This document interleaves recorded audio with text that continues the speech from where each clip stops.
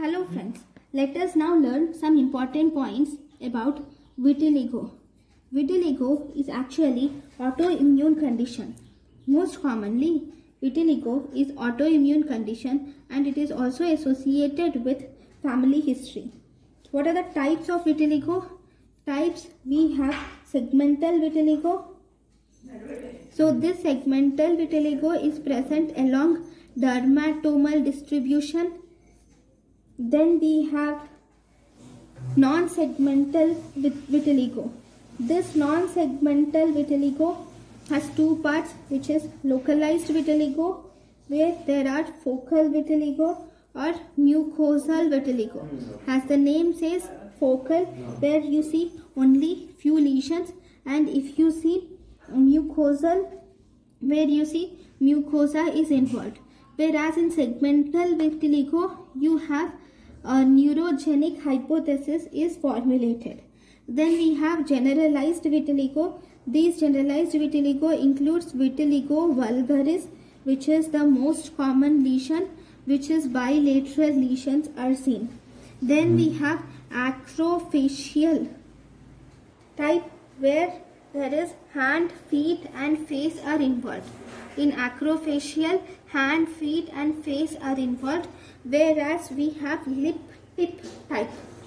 Lip-tip type, which is a type of acrofacial vitiligo, where you see involvement of lips along with tip of penis and nipple is seen in this lip-tip type of vitiligo.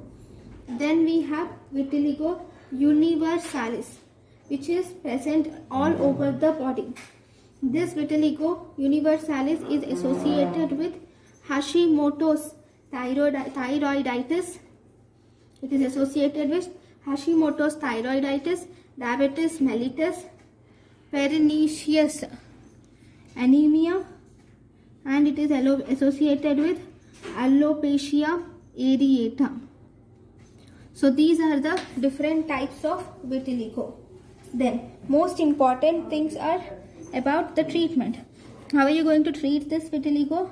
You can use topical treatments, which include steroids can be used, and we can use calcineurin inhibitors, which include tacrolimus and pimecrolimus can be used, and you can use vitamin D analogs can also be used. Then we have systemic.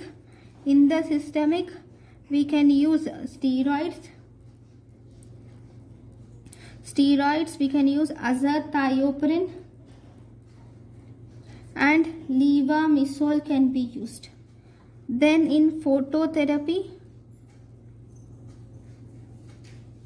we can use PUVA, where first you give Sorelin and following the Sorelin we give UVA radiation. You will expose the lesion to UVA. First you give Sorelin, which is a tablet. Okay, you give tablet Sorelin followed by expose the lesion to UVA. Okay, then there is something called as Puvasol, where you give Sorelin and then expose the lesion to sunlight. Then you have narrow band UVB, where you expose the lesion to narrow band UVB lesion, which is around 308 nanometers in wavelength. Sorry, 311 nanometers in wavelength. Then we also have targeted phototherapy, where you give excimer laser. This is by using excimer laser, which emits light of 308 nanometers has wavelength. Okay, then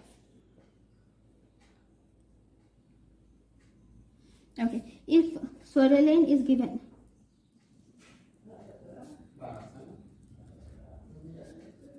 And if Sertraline tablet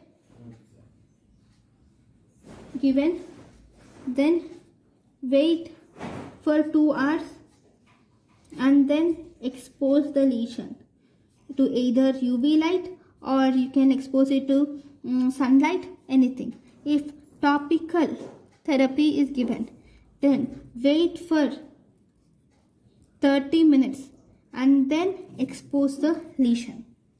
Okay, this is one important thing. If you give topical, then you will have to wait for 30 minutes. If you give tablet, then you should wait for 2 hours. Then what about the surgery? Surgical treatment, if disease is stable for 2 years, then you can use this surgical treatment. For more than 2 years, then we can use this surgical treatment. Like we can do skin grafting, where we use ultra thin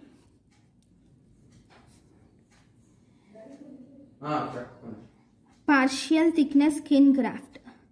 Ultra thin partial thickness skin grafting can be used. Okay, then if you use non-cultured autologous